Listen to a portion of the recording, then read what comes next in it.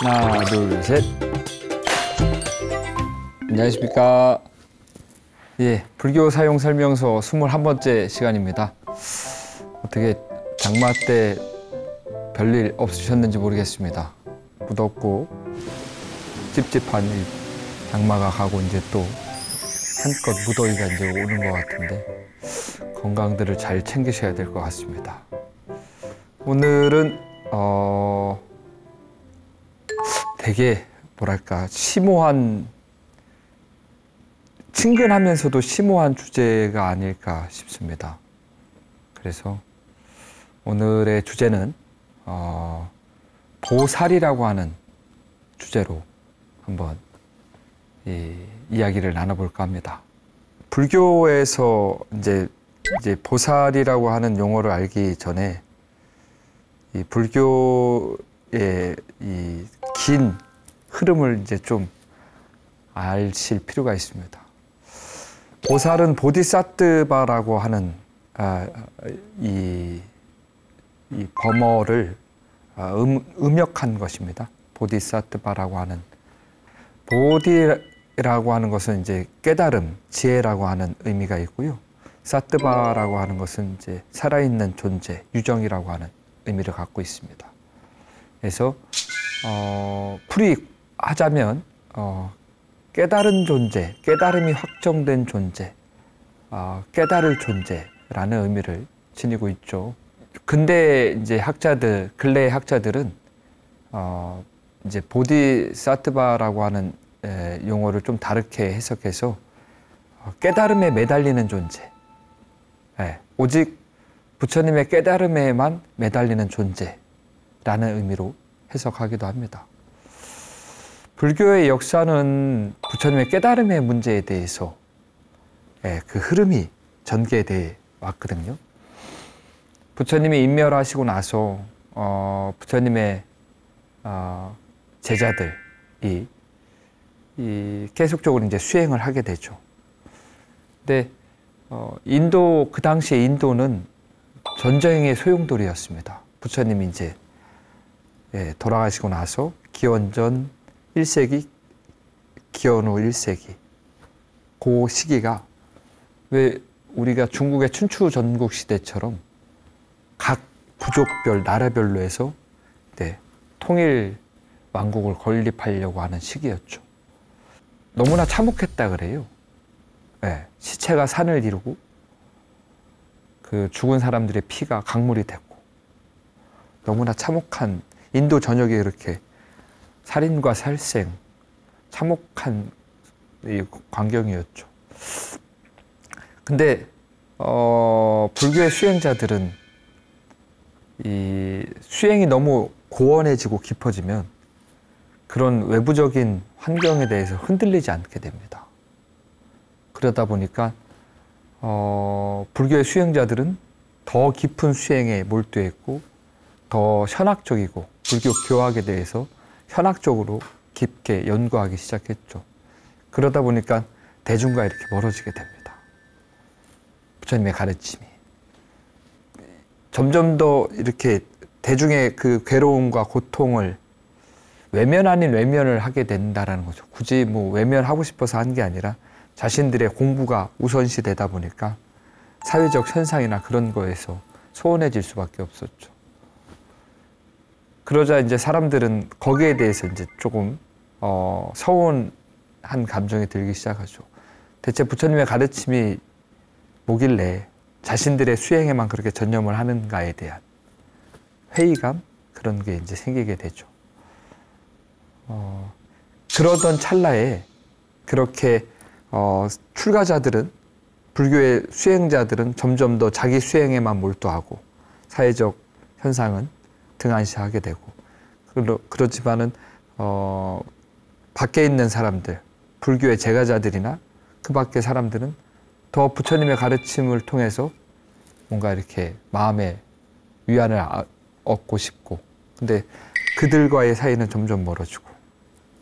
근데 그런 문제에 있어서 결정적 계기가 된 게 이 대천의 오사라고 하는 큰 사건이 이제 생기게 되죠. 불교에서 깨달은 존재는 아라한이라고 하는 존재로 불려집니다. 그 아라한은 부처님의 이제 이 부처님이 5비구에게 부처님의 깨달음을 성취하시고 나서 5명의 비구에게 자신의 깨달음을 이렇게 알려주시죠. 이 내가 갔던 길로 그대로 가면 너희들도 나와 같은 깨달음을 성취할 것이다. 그래서 끊임없이 공부를 가르치고 나서 그 5명의 비구들이 결국은 부처님의 깨달음을 성취하게 되죠. 그래서 부처님이 그때 얘기를 하십니다. 아, 이 세상에 이제 5명의 아라한이 생겼다. 5명의 아라한이 존재한다. 라고 하는 선언을 하십니다. 그 의미는 결국 부처님과 아라한이라고 하는 그것이 이제 동등한 입장이었다라는 것이죠. 근데 그 대천의 오사라고 하는 그 계기가 어떤 계기냐면 아라한의 깨달음에 문제 제기를 하게 됩니다. 완벽한 깨달음이 아니다라고 하는 문제 제기를 하게 되죠. 그것을 계기로 이 부처님과 동등한 깨달음이 재생산되지 않는다라고 하는 이 뭐랄까 불교적인 터닝 포인트가 딱 생기게 됩니다. 그래서 그렇게 해서 새롭게 이제 갈라지게 되는 것이죠. 네. 이 기존의 아라한의 깨달음에 문제가 있다라고 여겨졌기 때문에 그럼 어떻게 하면 부처님과 동일한 깨달음을 성취할 수 있는가에 대한 새로운 사상이 발현되게 됩니다. 그것이 바로 이제 대승불교인 거죠. 네. 그래서 아까 우리 보살이라고 하는 용어가 뭐 깨달은 존재, 깨달음이 확정된 존재라고 이렇게 하지만 다른 학자들, 근대 학자들은 오직 부처님의 깨달음에만 매달리는 존재라고 아까 말씀드렸다시피 대승이라고 하는 것은 부처님의 깨달음에만 오직 부처님의 깨달음을 성취하고자 노력하는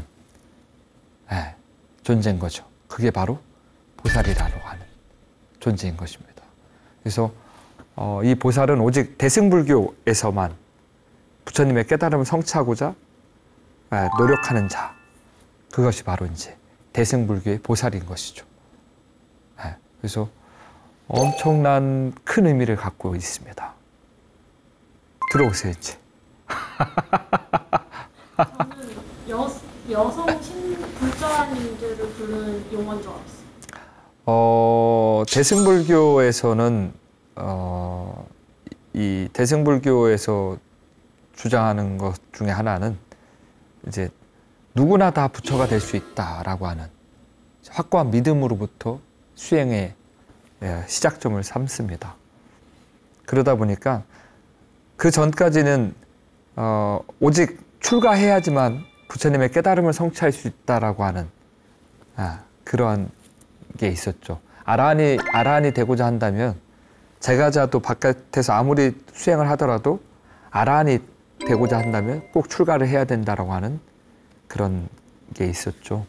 근데 대승에 와서는 누구나 다 부처님의 깨달음을 성취할 수 있다라고 하는 그 사상이 일체중생 신류불성이라고 하는 그러한 사상이 발현되게 됩니다.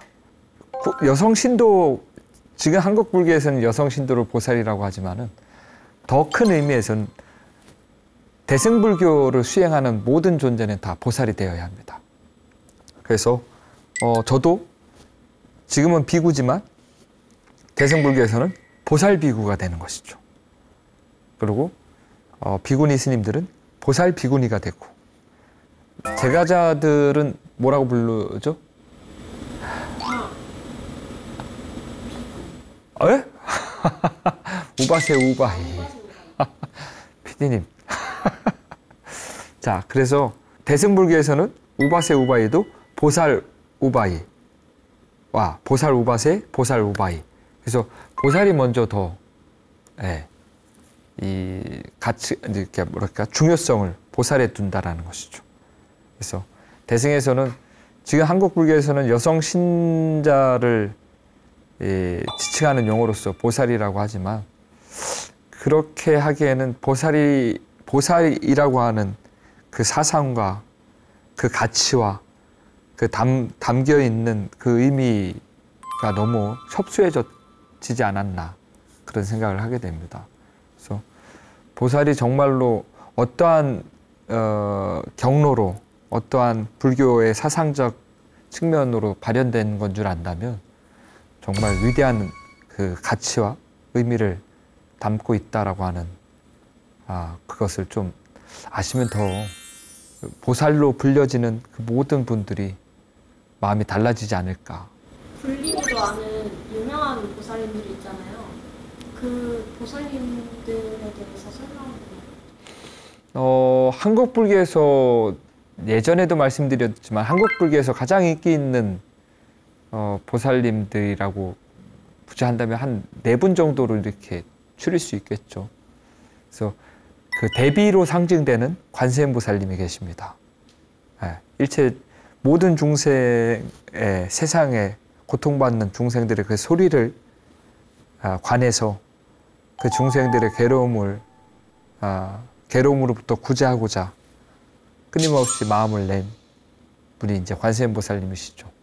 아마 한국 불교에서 대승불교에서 가장 인기 있는 보살님이지 않을까. 아이돌로 따지면 넘버원. 그 다음에 대원을 상징하는 지장보살님이 계십니다. 지장보살님 같은 경우는 신과 함께라고 하는 영화, 그게 아마 웹툰에서 먼저 한 걸로 알고 있는데, 거기 보면 그 만화 보면 지장보살님도 나옵니다. 근데 지장보살님이 원이 뭐냐면 지옥에 있는 모든 중생이 지옥에서 이렇게 벗어날 때까지 내가 이 중생을 구제하겠다. 지옥 중생을 구제하겠다. 그래서 큰 원을 세우게 되죠. 그래서 대원을 상징하는 지장보살님이 계시고, 그 다음에 대지혜, 부처님의 그 지혜를 상징하는 문수사리보살님이 계십니다. 이 사자를 타고 다니시고 검을 들고 다니십니다. 왜냐하면 검이라고 하는 것은 모든 것을 이렇게 다 베는 거잖아요. 그래서 지혜도 모든 번뇌를 다 이렇게 벨 수 있다라고 해서 그 지혜를 상징하는 검을 갖고 다니시고, 그다음에 사자를 타는 이유는 왜 사자후라 그러죠? 사자가 어흥하고 이렇게 일가를 하면 뭇 생명들의 소리가 다 조용해지듯이. 그래서 지혜는 그런 잘못된 왜곡된 그 가르침을, 부처님의 바른 지혜는 그런 잘못된 이교도들의 바른 삿된 견해를 다 조용하게 잠식시킬 수 있다라는 의미에서 문수사리 보살은 그 검과 사자의 그런 이미지가 있죠. 그 다음에 마지막으로 이제 대행이라고, 큰 실천행이라고 하는 보현보살님이 계십니다. 그래서 보현의 10가지 10대 원, 10대 행, 대원행이라고 하는 게 있습니다. 그 중에서 이제 제가 가장 좋아하는 거는 이 수의찬탄이라고 해서 부처님이 항상 이렇게 세상에 존재하기를 찬탄하고, 같이 이렇게 또 이 다른 사람의 기쁨을 같이 또 이 함께 하는 것을 기뻐하고, 보현보살님은 항상 이제 연꽃을 들고 다니시고, 그다음에 코끼리를 이렇게 타고 다니십니다. 그래서 그렇게 한국 불교에서 한 4분 정도가 가장 어떻게 보면 이제 인기 있는 보살님이시고, 그 외에도 정말 수많은 보살님들이 경전상에서는 이렇게 등장을 하십니다. 근데 아무래도 이제 많이 부르고 많이 찾는 그런 보살님들이 더 많이 이렇게 거론되고 하는 것이 이제 한 4분의 보살님들이시죠. 보살님들도 정각에 모셔놓고 이런 이유가 있을까요? 그 저번에도 예전에도 말씀드렸다시피 좀 주지스님은 주지스님이 이 주지라고 하는 것은 뭐냐면 그 사찰을 불국토로 만드는 것입니다. 그 사찰을 방문하는 뭐 제가자나 아니면은 방문객이나 그 사찰이 곧 불국토가 된다라고 여기면서 그렇게 하나하나 이렇게 하는 것이죠. 그러다 보니까 그 주지 스님의 어떤 뭐 가치관, 수행 뭐 이렇게 수행의 뭐 방향성 이제 그런 것들이 조금 묻어날 수는 있습니다. 네, 그래서 관세음보살님을 통해서 중생 신도 제가자들이나 신도들을 이끌고 싶은 주지스님은 관세음보살님을 모셔서 관음정각을 이렇게 좀 잘 져서 거기서 제가자들과 신도님들과 수행을 할 수 있겠죠. 네. 굳이 뭐 관세음보살님이 더 뛰어나고 지장보살님이 더 뛰어나서 하는 건 아니라는 것이죠. 보살이 스님들이나 불자님들에게 주는 의미가 있을까요? 인도에 무착이라고 하는 스님이 계셨습니다. 아상가라고 하는 무착이라는 스님이 미륵보살님을 만나고 싶어서 이제 수행을 하게 되죠. 조용한 곳에 가서 이제 한 3년 동안 밖에 나오지 않고 수행을 하게 됩니다. 근데 3년 동안 그렇게 수행을 해도 미륵보살님을 만나지 못했죠. 내려오는 길, 3년이 수행을 끝나고 내려오는 길에 어느 한 노파가 이 새 막대기를 갈아서 갈고 있는 모습을 보고 무착이 이제 묻죠. 어르신 이걸로 뭘 하려고 이렇게 가십니까? 하니까 이 새 막대기로 바늘을 만들겠다. 바늘을 만들고 있습니다. 그것에 이제 또 그 무착이라고 하는 스님이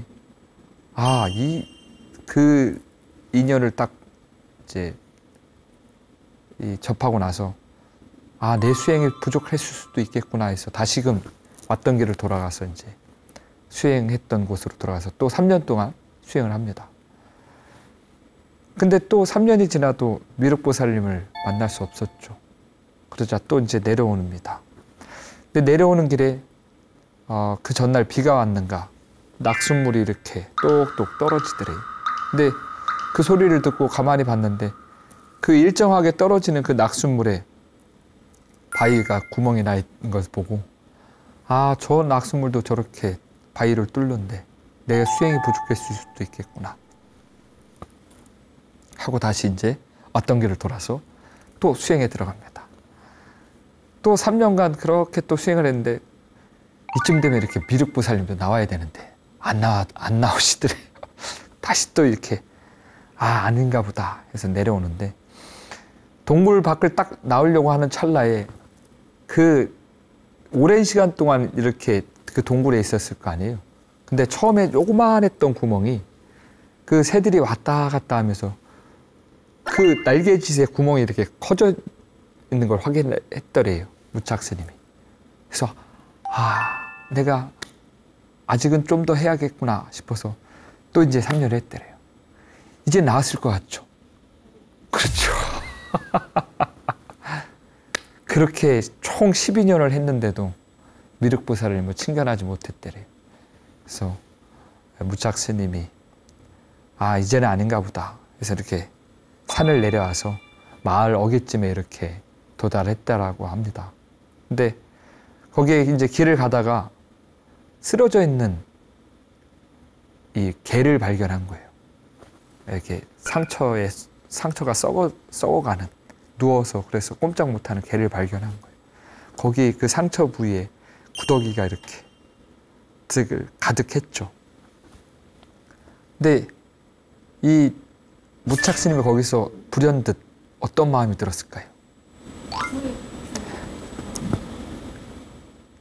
이루 말할 수 없는 그 자비의 마음이 이렇게 탁 일어나게 됩니다. 그래서 그 개의 상처를 치유하고 싶다라고 하는 이 무량한 마음이 탁 일어나는 것이죠. 근데 그 자비심이라는 게 개에게만 일어날까요? 누구에게도 일어나야 되죠? 사람들에게. 네? 사람들에게? 아니, 거기 개가 있고. 구더기? 그렇죠. 그래서 자비심이라는 것은 존재의 형태, 자비라는 것은 사람에게만 나오는 마음이 아니고 모든 존재에 대해서 일어나는 마음이죠. 그래서 무착스님은 그 개에게도 무량한 괴로운 그 괴로움에 고통받아서 누워있고 신음하는 그 개에게도 불현듯 무량한 자비심이 일어났고 그 구더기에도 이렇게 자비심이 일어난 거죠. 그래서 어떻게 하면 그 개의 상처를 파먹고 있는 구더기를 이렇게 안 아프게 뺄 수 있을까? 그래서 손으로 잡으면 구더기도 아프겠죠. 어떻게 했을까요? 먹을 걸 주세요. 입으로 혀로 그렇게 하나하나 그걸 다 떼어냈다고 합니다. 그러자 문득 거기서 미륵보살님이 탁 나타나시죠. 그래서 미륵보살님이 무착 스님을 보고 이렇게 얘기를 합니다. 그대가 나를 찾기 위해서 그렇게 수행을 하고 발언을 한 그 순간부터 나는 한 번도 그대 곁을 떠난 적이 없었다. 근데 오늘에야 비로소 나를 이렇게 볼 수 있었던 건 그대가 무량한 자비심을 일으켰기 때문이다. 라고. 보살은 일체 중생을 위해서 깨달음을 성취하고자 마음을 낸 사람입니다. 그 티베트 불교의 위대한 스승인 밀라레파 스님이 제자가 괴로워하는 중생을 보고 제가 그 세상에 나아가서 중생을 구제하고 싶습니다. 몸과 그들과 같이 몸을 섞으면서 구제하고 싶습니다. 그러자 밀라레파 스님이 중생은 끝이 없다. 중생의 괴로움도 끝이 없다. 끝없는 중생을 구제할 수 있는 것은 오직 부처님의 깨달음뿐이다. 그래서 보살은 그 괴로워하는 일체 중생을 위해서 더 깊은 수행에 하게 됩니다. 우리가 사는 세상은 절대 혼자 살아갈 수 있는 세상은 아니거든요. 이 세상의 진실된 모습은 서로 상호 의존하는 연기의 세계인 것이죠. 연기의 세계 속에서 그렇게 나와 남이 다르지 않다라고 하는 것이 바로 연기의 법칙인데, 나와 남이 다르지 않는 그것을 정말로 원활하게 조화롭게 유지해 갈 수 있는 것은 오직 자비심뿐입니다. 그래서 보살이라고 하는 그 위대한 사상, 그 위대한 의미를 바르게 안다면 나와 남이 다르지 않다라고 하는 그 자비의 마음으로 세상을 바르게 볼 수 있지 않을까, 그런 생각을 합니다. 진정한 불자는 수행을 통해서 그 수행의 결과로서 자비심이 드러나야 된다라고 합니다. 그래서 우리 불자님들, 내가 이제 불자가 돼서 수행을 한다라고 했을 때 물론 자기 만족을 위해서 수행을 할 수도 있지만 정말로 진정한 불교의 의미는 그 자비심이 드러나야 불교 수행의 진정한 의미가 있지 않을까, 그런 생각을 해봅니다. 네. 아무쪼록 편안한 마음을 위해서 부처님의 가르침을 사용하는 그런 불자가 되시길 또 한번 발언드리겠습니다. 감사합니다. 선생님 최애 보살님 누구세요? 저는 관세음보살이에요. 요새 천수경 공부를 하고 있거든요. 네, 관세음보살님. 그 대승불교에서 아까 말했듯이 대승불교에서 가장 중요한 것은 자비심입니다. 네, 관세음보살님은 대비의 상징이기도 합니다. 그래서 아까 말했듯이 모든 중생이 부처가 될 수 있는 가능성이 있다. 모든 중생이 다 부처다라고 하는 일체 중생 신류불성이, 그건 이제 깨달은 존재가 그렇게 바라본 진실이고 저는 아직 그렇게 바라볼 수가 없잖아요. 때로는 제 욕심 때문에 그 사람이 미워지기도 하고 좋아지기도 하죠. 근데 그런 것을 다 내려놓고 그렇게 바라보려고 노력하죠. 아, 저희도 언젠가는 부처가 될 존재고 이미 부처인 존재다라고 그렇게 믿고 바라보면서 그들을 대하려고 하는 것이죠. 결국 자기의 문제입니다. 내가 그 존재를 어떻게 바라보느냐, 내 욕망의 대상으로 바라보느냐, 아니면 증오와 미움의 대상으로 바라보느냐, 그렇게 분별의 대상으로 바라보는 것이 아니라 저희도 이미 부처다라고 하는 분별을 떠난 그런 존재로 바라보려고 하는 수행의 주제로서 이제 자비심인 것이죠. 그러다 보니까 관세음보살님 열심히 찾고 있습니다. 끝났나요? 알겠습니다.